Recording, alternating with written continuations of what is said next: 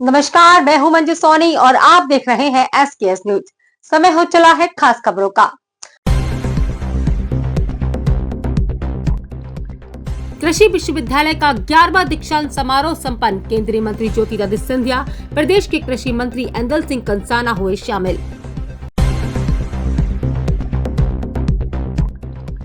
अजाक संगठन प्रदेश अध्यक्ष को लेकर दो फाड़। मुकेश मौर्य ने खुद को बताया अधिकृत प्रांत अध्यक्ष।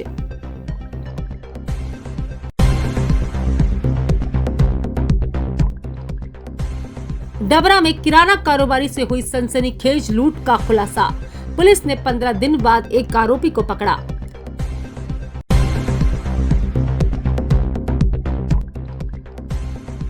मकान में आग लगने से लाखों का नुकसान। गेंडे वाली सड़क पर हुआ तड़के हादसा।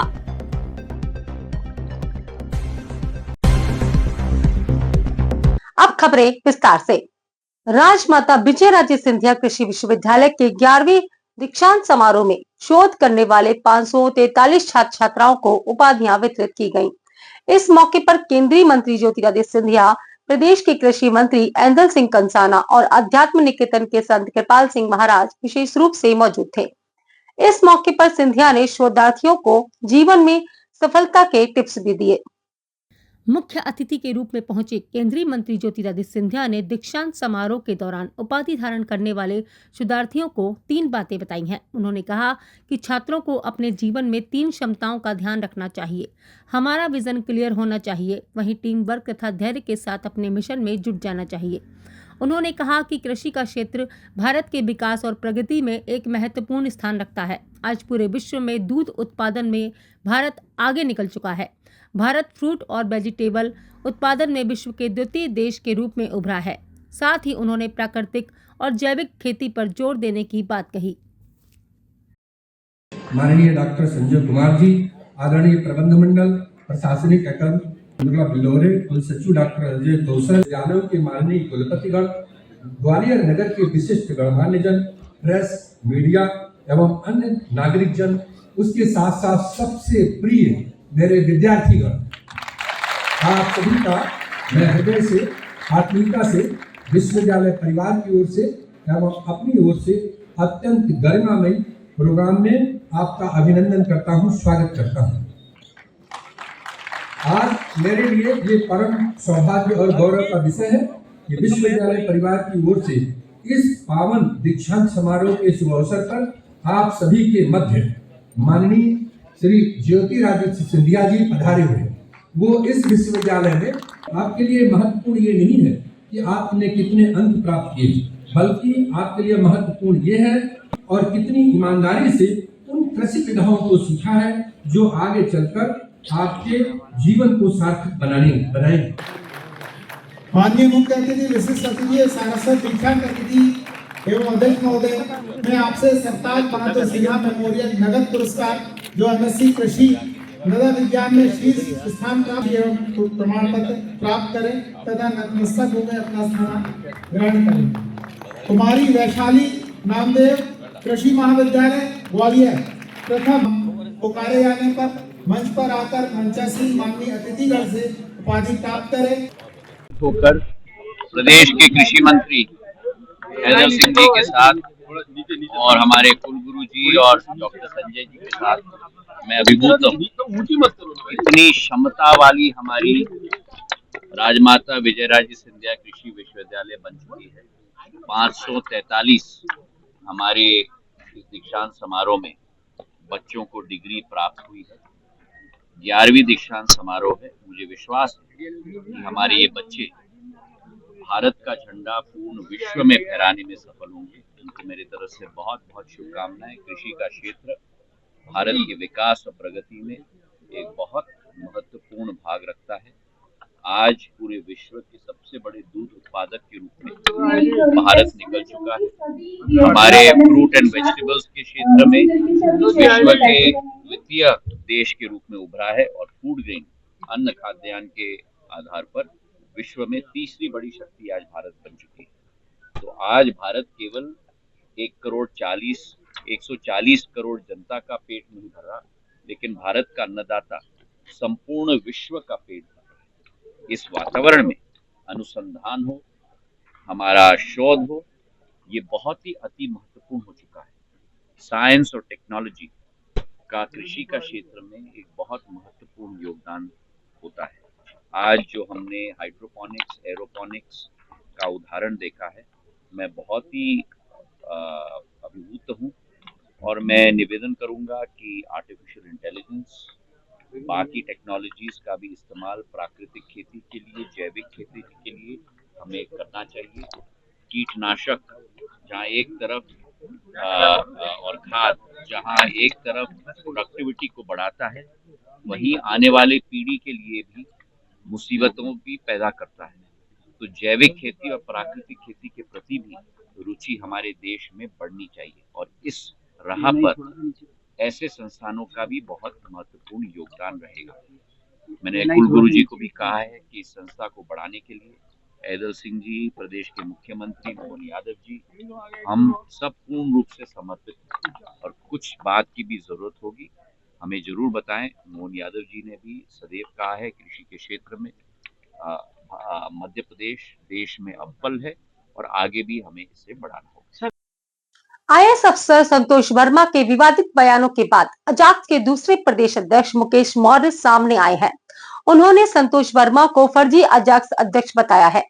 प्रदेश अध्यक्ष मुकेश मौर्य ने कहा, अजाक्स से संतोष वर्मा का कोई संबंध नहीं है। संतोष वर्मा झूठ बोल रहे हैं और अजाक्स को बदनाम करने की साजिश कर रहे हैं। अपने आप को प्रदेश अध्यक्ष बताने वाले मुकेश मौर्य ने कहा कि आईएएस अफसर संतोष वर्मा पूरी तरह से समाज को भड़काने का काम कर रहे हैं। मुकेश मौर्य ने खुद को विधि अनुसार प्रांतीय अध्यक्ष बताते हुए संतोष वर्मा को फर्जी अध्यक्ष बताया। उन्होंने एक आदेश की कॉपी दी जिसमें उनका नाम लिखा हुआ है, जिसमें प्रांताध्यक्ष मुकेश मौर्य लिखा हुआ है। साथ ही मुकेश मौर्य ने अजाक्स के पूर्व प्रांतीय अध्यक्ष जीएन कंसोटिया और एसएल सूर्यवंशी को पत्र लिखकर भोपाल अजाक्स कार्यालय की सभी संपत्ति संगठन की कार्यकारिणी को सौंपने और अजाक्स के खाते से निकाले गए 65 लाख रुपए की रकम भी खाते में वापस जमा करने का अल्टीमेटम दिया है। देखिए, संतोष वर्मा अपने आप को अगर स्वयंभू प्रांत अध्यक्ष मान के कोई भी वक्तव्य जारी करते हैं, इससे हमारा किसी प्रकार का कोई लेना देना नहीं है। अजाक्स के वैधानिक और शासन से रजिस्ट्रार हम सोसाइटी से जारी सूची के तहत हम ही अजाक्स के लीगल प्रांत अध्यक्ष हैं और जिन लोगों ने उनको ये तमंगा पकड़ा दिया है प्रांत अध्यक्ष का, वो खुद ही सेवानिवृत्त हो चुके हैं। सेवानिवृत्त अधिकारी कैसे किसी को प्रांत अध्यक्ष बना सकता है, यही आपके लिए बड़ा क्वेश्चन है। और अगर वो उसके बावजूद भी स्वयंभू प्रांत अध्यक्ष बन के अजाक्स संगठन की लगातार छवि धूमिल करने का जो प्रयास कर रहे हैं, इसमें मैं मीडिया के माध्यम से अनुरोध करूंगा कि आप उनसे लीगल दस्तावेज मांगें जिससे वो अपने आप को अजाक्स का प्रांत अध्यक्ष प्रदर्शित कर रहे हैं। तो आपके सामने दूध का दूध पानी का पानी हो जाएगा। उनके द्वारा विवादित बयान देने की कहीं ना कहीं ऐसा लगता है कि अजाक्स की छवि धुंधली हो रही है। देखिए, ये उन्होंने जो भी बयान जारी किया है बहन बेटियों के खिलाफ, हम अजाक्स के माध्यम से हमेशा से सभी वर्गों की बहन बेटियों को सम्मान की दृष्टि से देखते आए हैं। हमेशा हम बहन बेटियां चाहे वो किसी भी समुदाय की हों, हमेशा से पूजनीय रही हैं और हम इस प्रकार के बयानों की निंदा करते हैं और इस प्रकार से एक शासकीय सेवक को ऐसे बयानों से बचना चाहिए। तो सिविल सेवा आचरण संहिता का हम सभी को ध्यान में रखते हुए अपने चाहे वो विभागीय दायित्व हों, चाहे वो संगठनात्मक दायित्व हों, इन सब का सोच समझ के निर्वहन करना चाहिए और ऐसी अमर्यादित टिप्पणियों से भी बचना चाहिए। लेटर भी जारी किए हैं आपने कुछ?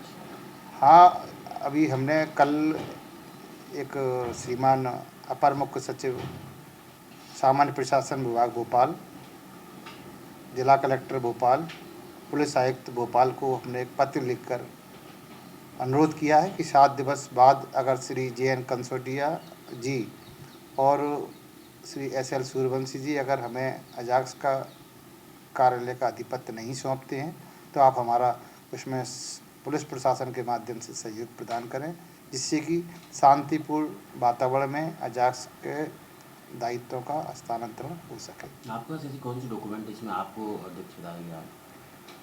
स्टार फिल्म सोसाइटी से जो विधानसभा में अभी जो सूची जारी की गई है, इसमें सारे मध्य प्रदेश से अधिकृत प्रांत अध्यक्षों की सूची है। उसमें स्पष्ट रूप से अजाक्स प्रांत अध्यक्ष का भी उल्लेख है, जिसका आप अवलोकन कर सकते हैं। कि आप क्या कार्रवाई करेंगे जो भगवान जी के खिलाफ, क्या एक्शन? 7 दिवस के अंदर अगर ये हमें वैधानिक रूप से अजाक्स का चार्ज नहीं सौंपते हैं, हमारी चल अचल संपत्ति और जो भी हमारे अजाक्स से संबंधित दस्तावेज हैं उनको हमें नहीं सौंपते हैं, तो हम लीगल कार्रवाई करने के लिए बाध्य होंगे। क्या लगता है क्यों कर रहे हैं ये सब कुछ? एक्चुअली क्या है, इसके पीछे का मूल जो समझ में आ रहा है, श्री जैन कंसोटिया जी जो पूर्व में अजाक्स के प्रांत अध्यक्ष थे, उन्होंने अपने आप को प्रांत अध्यक्ष प्रदर्शित करते हुए हमारे द्वारा होल्ड किए गए अकाउंट से लगभग 65 लाख रुपए अनाधिकृत रूप से निकाल लिए हैं। वो पैसे वापस जमा ना करना पड़े। दूसरा, अजाक्स का सभी अधिकारी कर्मचारियों और समाज के सहयोग से एक अजाक्स का एक नया भवन बना है, उस पर इनकी नीयत डबाडोल हो रही है। इसीलिए अनाधिकृत कार्यों को मूर्त रूप देने में लगे हुए हैं और इसके बीच और कुछ हमें समझ में नहीं आता। डबरा में किराना व्यापारी से हुई 5.5 लाख रुपए की लूट के मामले में पुलिस ने 15 दिन बाद एक आरोपी को गिरफ्तार किया है। आरोपी के पास से वारदात में इस्तेमाल की गई मोटरसाइकिल और 14,500 रुपए बरामद हुए हैं। इस मामले में 3 अन्य आरोपी अभी भी फरार हैं। उल्लेखनीय है कि यह घटना डबरा के गोपाल बाग सिटी के पास 27 नवंबर रात को हुई थी। नगर के जवाहरगंज क्षेत्र में किराने की दुकान चलाने वाले पवन श्रीवास्तव अपने पिता के साथ दुकान बंद कर स्कूटी से घर लौट रहे थे। इसी दौरान बाइक सवार बदमाशों ने गोपाल बाग के ठीक बाहर उनसे 5.5 लाख रुपए से भरा बैग छीन लिया और फरार हो गए थे। यह घटना गली में लगे सीसीटीवी कैमरे में भी कैद हुई थी। गोपाल बाग कॉलोनी के गेट पर अज्ञात बदमाशों ने उनका बैग छीना और बैग छीन के भाग गए। इस दौरान वो गाड़ी से गिर भी गए, उनको चोट भी आई। 5.5 लाख रुपए की झपटमारी का मुकदमा डबरा पुलिस में दर्ज किया गया। उसकी गंभीरता से परामर्श की गई, लगातार टीमें इसमें लगी रही, विभिन्न पहलुओं पर विवेचना की गई, अनुसंधान किया गया। शुरुआत में ऐसा लगा कि जल्दी से बदलाव हो जाएगी, किंतु जो पहले जो क्लू मिले थे वो सही कारगर साबित नहीं हुए। पुलिस द्वारा लगातार मेहनत करते हुए इसमें सफलता प्राप्त की है और अभी एक बदमाश को और मोटरसाइकिल पकड़ी गई, उसमें जो मोटरसाइकिल इस्तेमाल हुई थी उसको जब्त किया गया है और जो एक आरोपी उससे 14,500 रुपये नगद भी बरामद किए गए। कितनी राशि शेष है जो जब्त करनी है? राशि जो बताई गई थी घटना के बाद पीड़ितों ने वो 5.5 लाख रुपए थी। अभी अन्य आरोपी फरार हैं, उनकी भी पताश की जा रही है, वो भी जल्दी पकड़े जाएंगे। सर टोटल कितने आरोपी अभी वांछित हैं? अभी तक के अनुसंधान में 4 आरोपी क्लियर हुए हैं, उसमें से एक पकड़ा गया, 3 बाकी है और आरोपियों को पकड़े जाने पर अगर और आरोपियों के नाम खुलते हैं तो उनको भी इजाफा किया जाएगा। इंद्रगंज थाना क्षेत्र के गेंडेवाली सड़क इलाके में महापौर परिवार के मकान में अचानक आग भड़क गई।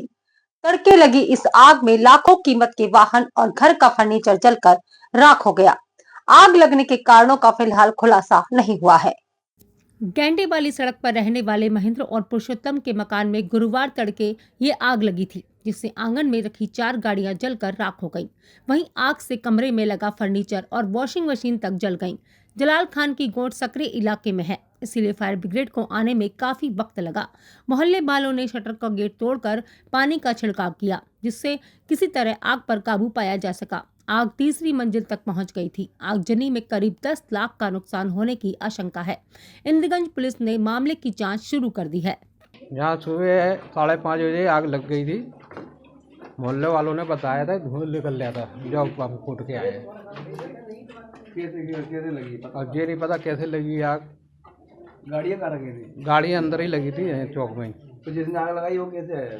आग के अंदर गेट खोला है ना, तो ये तोड़ा है।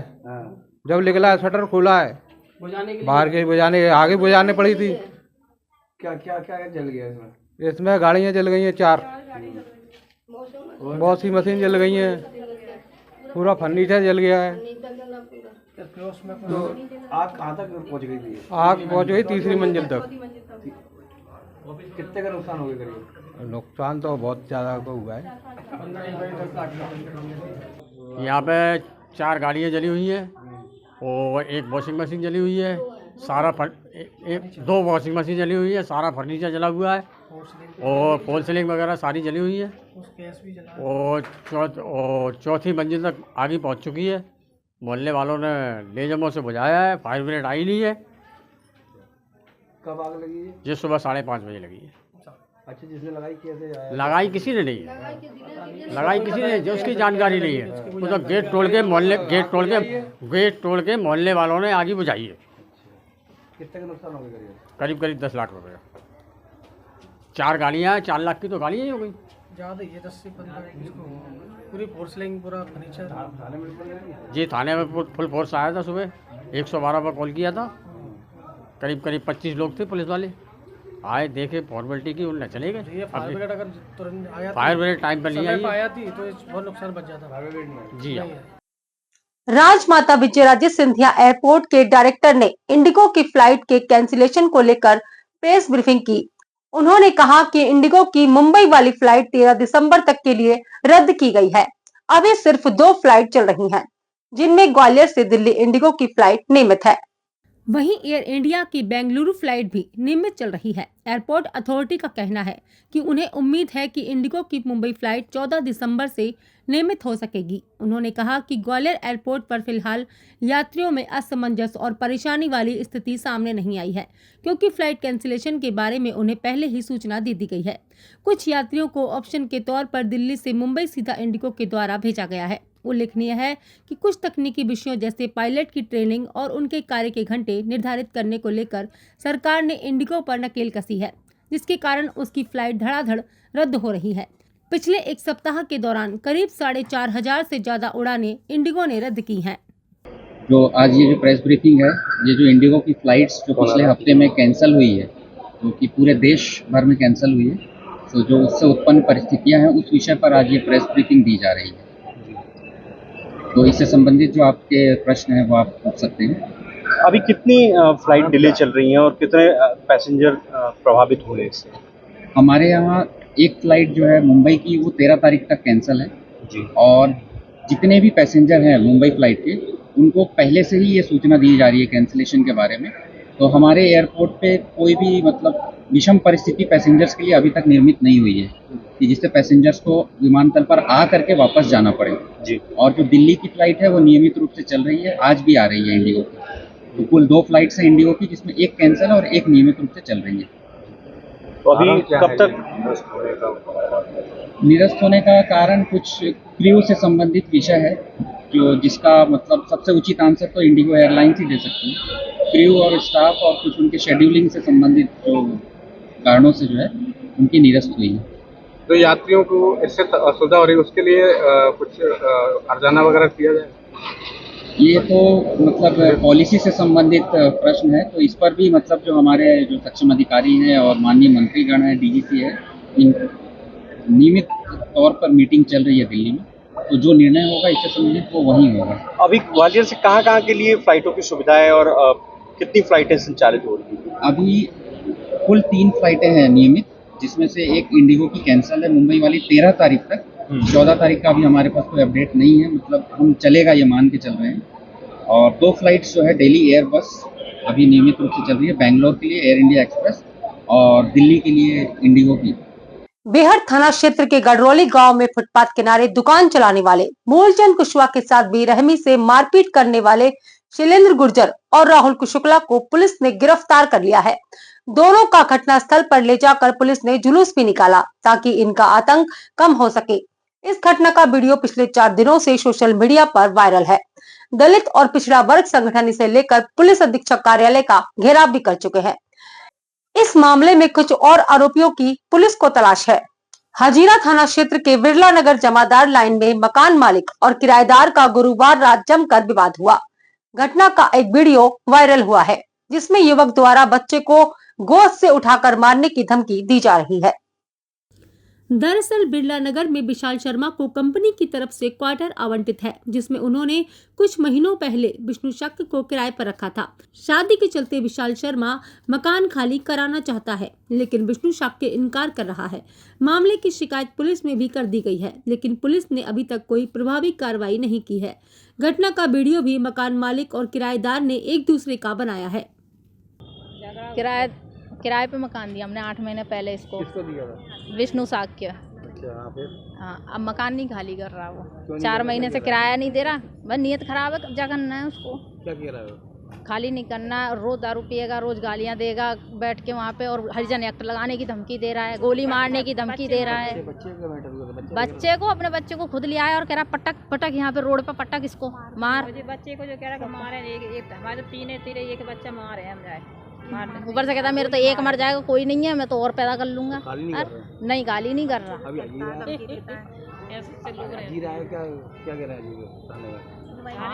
तो अभी कुछ नहीं कह रहे, कभी उसकी तरफ बोले हैं, कभी कुछ। क्या देखो क्या बोलते हैं।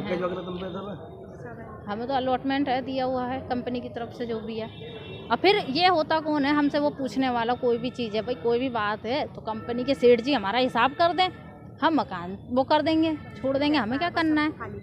और खाली करने की कहो तो कभी मारने की धमकी, कभी लड़ाई की धमकी, कभी गोली मारने की धमकी, कभी कुछ। बच्चन को मार दें। शहर के फुलबाग चौपाटी स्थित कश्मीरी बाजार मेले में एक कार चालक ने बेतरतीब तरीके से कार दौड़ा दी। वहां मौजूद सुरक्षा गार्ड ने कार को रोकने की कोशिश की, लेकिन कार चालक ने उस पर भी वाहन चढ़ाने का प्रयास किया, जिससे वहां अफरा तफरी मच गई। यह पूरी घटना मेले में लगे सीसीटीवी कैमरे में कैद हुई है। घटना के समय सैलानियों की मेले में अच्छी आवाजाही थी, ऐसे में बड़ा हादसा भी हो सकता था। पड़ाव थाने की पुलिस ने कार के नंबर के आधार पर उसके चालक की तलाश शुरू कर दी है। इस घटना का एक वीडियो सोशल मीडिया पर वायरल हो रहा है। जिले के बेहट थाना क्षेत्र के गडरोली गांव में फुटपाथ किनारे दुकान चलाने वाले मूलचंद कुशवाहा के साथ हुई बेरहमी को लेकर मामला गरमाता जा रहा है। अखिल भारतीय कुशवाहा खाप महापंचायत ने गुरुवार एसपी ऑफिस में ज्ञापन सौंपा। ज्ञापन में मांग की गई है कि आरोपी राहुल शुक्ला और उसके साथियों के खिलाफ हत्या के प्रयास का मुकदमा दर्ज किया जाए और उनके घरों को गिराया जाए।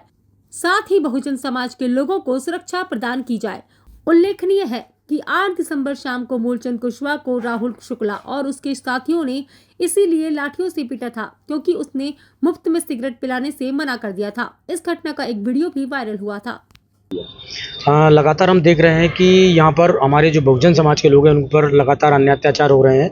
उसी संदर्भ में बेहट थाना क्षेत्र के अंतर्गत आने वाले गंडोली ग्राम में मूलचंद कुशवाहा जी के साथ में अभी कुछ दिनों पहले बहुत बर्बरतापूर्ण मारपीट की गई थी और हम उसी संदर्भ में यहाँ एसपी महोदय को यहाँ ज्ञापन देने आए हैं। कुशवाहा समाज की अखिल भारतीय कुशवाहा खाप महापंचायत की तरफ से और ओबीसी महासभा की तरफ से हम चाहते हैं कि इसमें उनके 307 की धारा बढ़ाई जाए, साथ में ऐसे अपराधियों को इनाम घोषित करते हुए तुरंत उनकी गिरफ्तारी की जाए और आगे भविष्य में इस तरह की पुनरावृत्ति ना हो, इसको लेकर के हम चाहते हैं एसपी महोदय इस पर संज्ञान लें। आज के लिए बस इतना ही। कल फिर मिलेंगे नई खबर के साथ। तब तक के लिए जुड़े रहे हमारे साथ। नमस्कार।